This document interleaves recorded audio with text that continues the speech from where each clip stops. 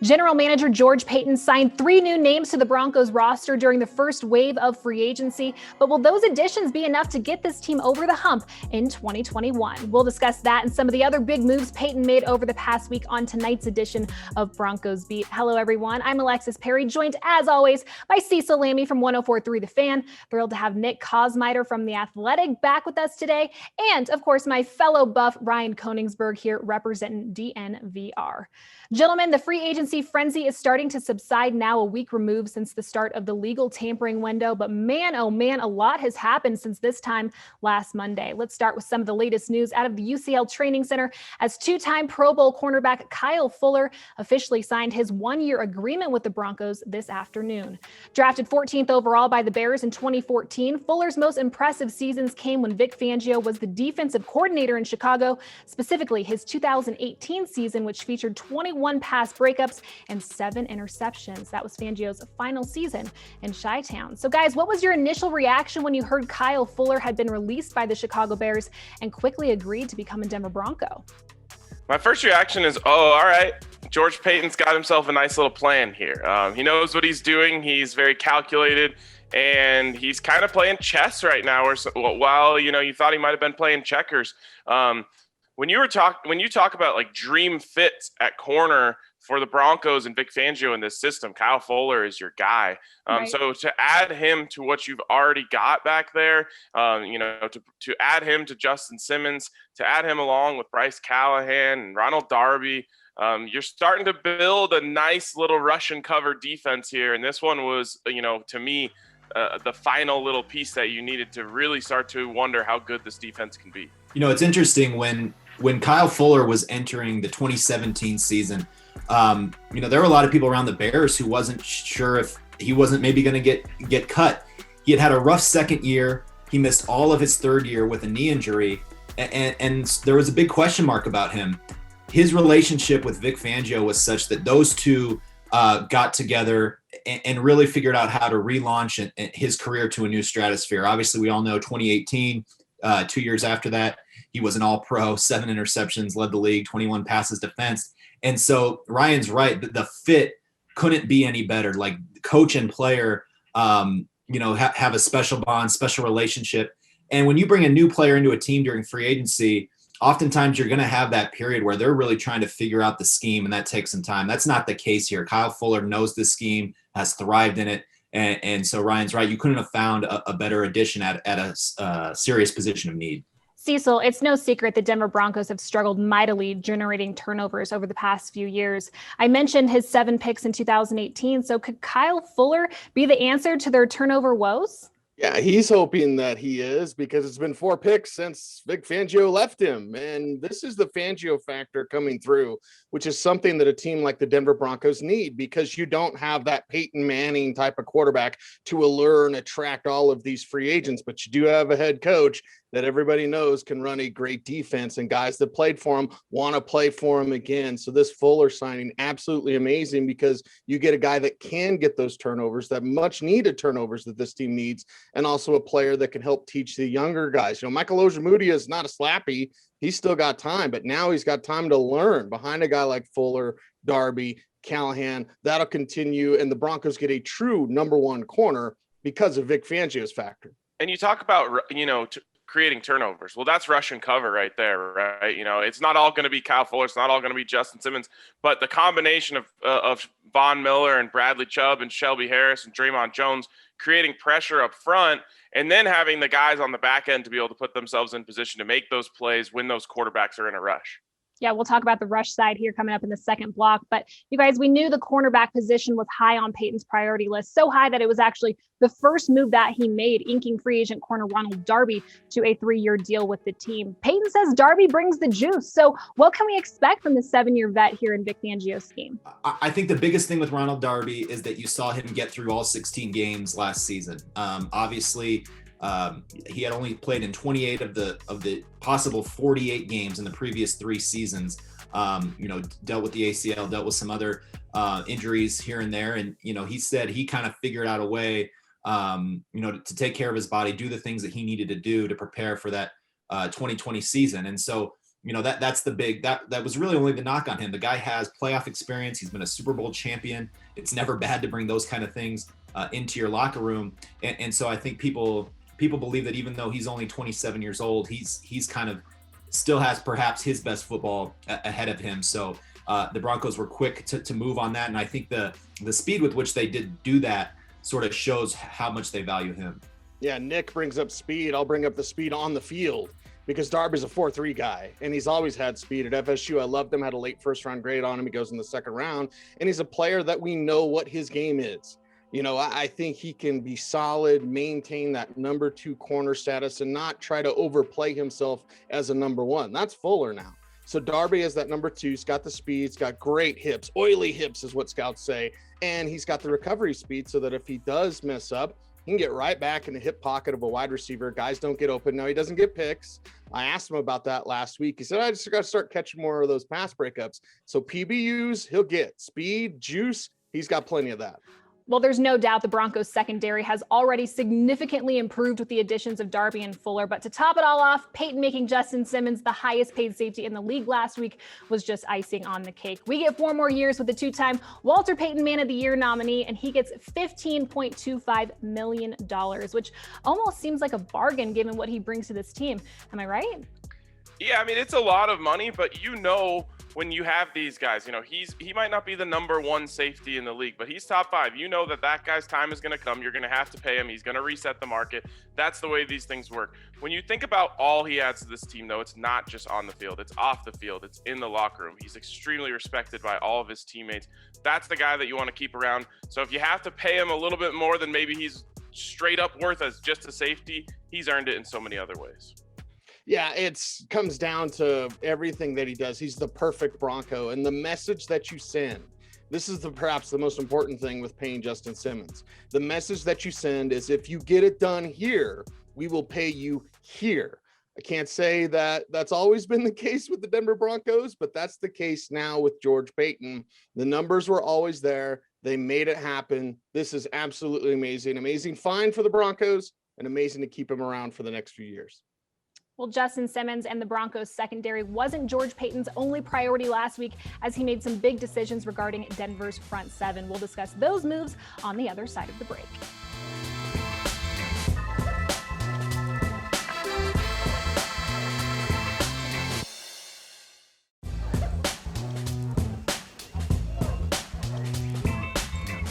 Welcome back to Broncos Beat. Alexis Perry here alongside Cecil Lammey, Nick Kosmider, and Ryan Koenigsberg. Last segment, we talked about how George Paton bolstered the Broncos secondary during the first wave of free agency. But like you all know, the secondary can only be as good as the pass rush. And thankfully for Broncos country, some key members of the league's best red zone defense are returning in 2021. Let's start with the best hands in the league, Shelby Harris, who earned a 3-year, $27 million deal and was emotional talking about how this team gave him his first real chance in the league. So how have you guys seen Shelby Harris grow throughout his last 4 seasons here in Denver? Why was he so deserving of this deal? Well, I think what you saw when you saw him get emotional at his press conference is all the adversity, all of the doubt that had been along the ride during his career. He got cut 4 times. There were times where he thought about quitting football, and to build back the way that he did, you saw it in that moment. You saw everything that came before that moment where he has now set up his family for the rest of their lives. And what he's done, I think, that's been most impressive is continue to develop his relationships and sort of his understanding of the coaches and the teammates around him. He said, look, me and Bill Kolar, we kind of had a rough start. We weren't on the same page at the beginning. And yet he is sort of, I think, grown as sort of a coachable player as much as anything else. And that, I think, has really sort of fueled his rise as one of the league's kind of under the radar top interior defensive lineman. And he got paid like that. Yeah, Nick brings it up. It's that growth as a leader within that locker room, the much needed leadership void that this team has had since, DeMarcus Ware left and Peyton Manning left and all that. Like, a guy like Shelby Harris has gone from a player just looking for an opportunity now to a player that everyone can turn to, and his play on the field speaks for itself. He just needed that opportunity. He's worked his tail off to get that, and now he's here. But the stuff that he does behind the scenes, on the sidelines, in the locker room, helping out those young players with great upside, is something that needs to be noted as well. And I think it's consistency as well. You know, whenever you have these guys like Shelby Harris, they're in someone's camp, they show flashes. You hear about flashes. You know, I think a comparable guy would be like a DeMarcus Walker, who's made plays in his career. Oh, you can see the upside. With Shelby, eventually the upside started coming out in every game. And when you can start to do that, that's when you earn big money. And I'm really happy for him that he did it. Cecil, what does this Shelby Harris deal say about George Paton's philosophy in regards to bringing back his own guys? Yeah, it speaks to the philosophy of, we're going to find you and we're going to pay you when you get it done. And this is something that, quite honestly, I think the Broncos should have done last year with Shelby Harris, but they do it this year, and it costs them a good price because Shelby and that type of play is worth a good price. So Paton's philosophy, I think, is coming through in a big, big way. Started off maybe like a little bit of a sleeper during the beginning of legal tampering, and ended with just crushing home run after home run after home run in the process. Well, there's no doubt. Sorry, go ahead, Nick. Oh, if I could just say real quick, I think, we talk a lot about how Bradley Chubb is going to benefit from Von Miller's return. I think in 2019, you saw how well, Shelby Harris and Von Miller kind of complemented one another. And so I think that's kind of a key relationship there for him as well. It wouldn't surprise me if Shelby Harris got back to that 6 sack number or above in 2021. Well, you mentioned Von Miller. Paton picked up his $18 million option. You guys, given the season he was set to have last year before his heartbreaking ankle injury, what do you think the 2021 edition of Von Miller might look like? Man, the way that he looked in last training camp was really exciting, and it was such a shame when he went down.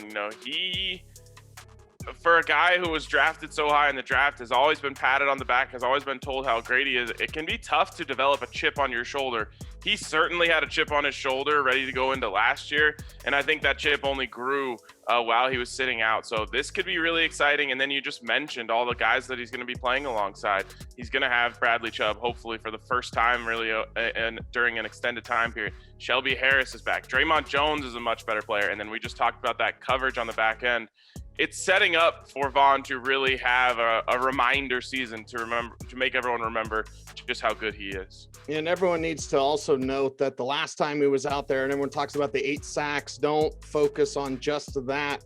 He led the league in interceptions and incompletions caused by pressure. He can still be one of the most disruptive players in the entire National Football League. And RK talks about that chip.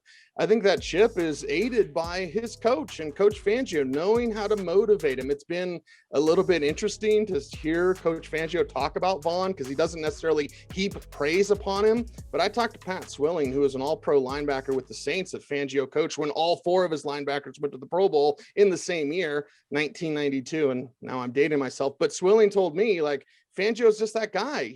When you get it done, when you're a Pro Bowl, all-pro level, he'll look at you and say, good job. I knew you could do it the whole time. Along the way, he doesn't have to heap praise on you. Von Miller knows he's great. Fangio knows he's great. The two combined this year could be greater than we've ever seen. See, you know what else happened in 1992? Yeah. I was born. Same. Same. 92 was a great year, RK. All right, guys, when evaluating George Paton's first 5 days into the new league year and free agency from Kyle Fuller to Von Miller, Mike Boone, Justin Simmons, do you guys feel like George Paton has already put this team in a better position for 2021, or are there still some glaring holes that really concern you? I think it's clear that they're better now than they were when the season ended. I mean, you're getting back Von Miller, who we just spent the last segment talking about, wasn't in the mix in 2020. The cornerback position was the biggest question mark, I think, going into free agency. And now, even before the draft arrives, that's become a position of strength. And so, yeah, they're absolutely better right now, roster-wise, than they were. There's still questions remaining. They have to now have a starting safety, Kareem Jackson. They declined his options, so now do they find a way to bring him back? Do they find another option out there? Is that a position they address in the draft? You could talk about perhaps an upgraded inside linebacker, and they have to figure out what they're going to do at quarterback in terms of competition for Drew Lock or a new quarterback in general. But there's time. And for what they've done in the first week, it's clear this roster is better than it was a week ago. turning the biggest weakness corner into perhaps the largest strength on that defense. This defense is going to be ferocious. Also, can't forget how they reworked Mike Purcell's deal, and just having Purcell in there, allowing stuff in the run, allowing guys like Shelby Harris, Von Miller, Bradley Chubb, etc., to get after the quarterback and rush the passer because your run stuffer is out there. All of these moves, again, George Paton ended the week on such an incredible high note. Yeah, he definitely made this team better.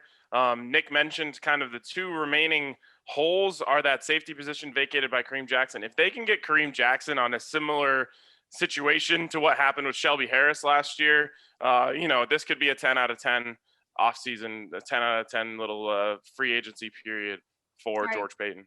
Well, Paton, he isn't done yet with the 2021 NFL draft coming up here in just a little over a month. Paton says a quarterback could be in play if the Broncos pick at 9. So we'll discuss who might be the best fit for Denver after the break.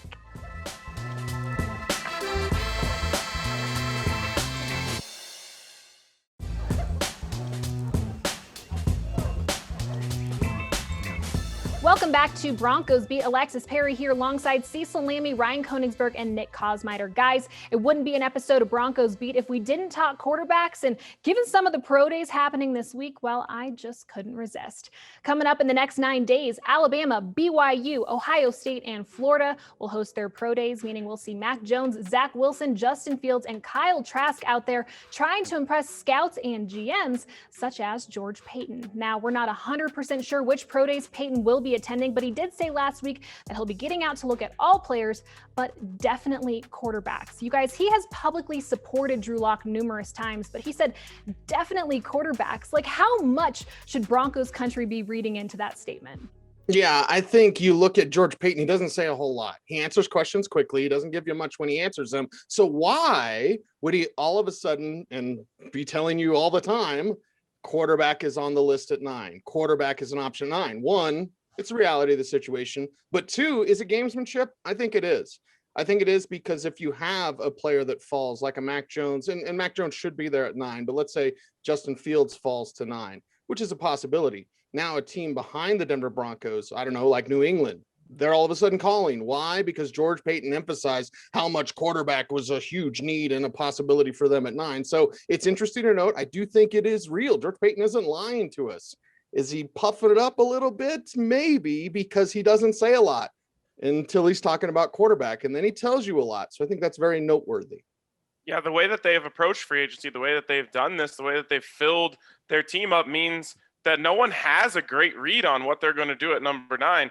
And that doesn't mean that they won't go quarterback, but they definitely want people thinking they're going quarterback. You don't want people knowing at all what you're going to do. You can really keep them on their toes with that. And quarterback is a need for the Broncos. It's always a need until it's not a need. And so, you want all the information you can possibly get on quarterback. Yeah, and I think the reality is for the Broncos that we know that they're still going to need to improve, and they've talked all offseason about competition. So I think the only thing that they're not going to do is let Drew Lock kind of have a unencumbered stroll into the starting role. Now, he could be the starting quarterback in week 1 of 2021. That's certainly on the table. But again, we are going to, I think, get another quarterback in here. And, the Broncos have never said that has to be a veteran. That doesn't have to be a guy. And watching how free agency went, I think that further shows that the draft could be the path to get them a competitor in that room for Drew Lock. Cecil, like you mentioned, Mac Jones will probably still be on the board at 9. So how would you suspect a quarterback battle between Mac Jones and Drew Lock to play out if Mac Jones is still there at 9? Wow, you're going to put me on the spot, but it's all about fit. There's your Broncos Beat bingo, everybody. And Drew Lock has a larger arm. He's more mobile. I wouldn't say that he's like Kyler Murray or Lamar Jackson or Josh Allen mobile, but he is more mobile than Mac Jones, who's a pure pocket passer. But Jones is so good, so accurate. His accuracy is uncanny. And he's got a better arm than people think. People think he has a weak arm. That's not the case. He doesn't have a rocket like Drew Lock, but he's so accurate. I would almost say Jones could beat out Lock in training camp, but at the very least, that is a legit contender to push Lock, something that Nick points out they didn't do last year. They need to do that this year, whether it's a veteran or a rookie like Mac Jones. Yeah, I mean, if you have a battle between those two guys, what's going to happen is Drew Lock is going to be forced to take care of the football, because that's something that Mac Jones does really well. Or even if you bring in a Nick Foles or a Gardner Minshew, like that's how Drew Lock is going to keep his job, is by protecting the football, which in the end would be a good thing for the Broncos if he figures out how to do that. Otherwise, you will have a guy who can protect the ball well. Yeah, I mean, Ryan's right. The Broncos last year had opponents start 36 drives after an interception, fumble, or turnover on downs. That was the third most in the NFL. Opponents also started 31 drives within Denver territory, which was fourth. And get this, guys, opponents started 10 drives in the red zone, in Denver's red zone, almost double the second place team, which was the Browns. So turnovers is absolutely the thing that has to kind of highlight what's expected out of a quarterback battle that ensues this offseason. Okay, really quick before we go, I know it's highly unlikely that Zach Wilson will be available at 9, but what if George Paton heads to Utah and falls in love with Wilson this week? Could you see him trying to trade up for him? Yeah, because if you love a guy, you go get a guy. Nobody remembers what the Bills gave up to move up for Josh Allen. Nobody remembers what the Chiefs gave up to move up 16 spots for Pat Mahomes. If you find your guy, you love your guy, get your guy. Get your guy. All right, guys, that is all the time we have for this week's edition of Broncos Beat. Excited to see how these pro days play out this week. We will recap next Monday, same time, same place.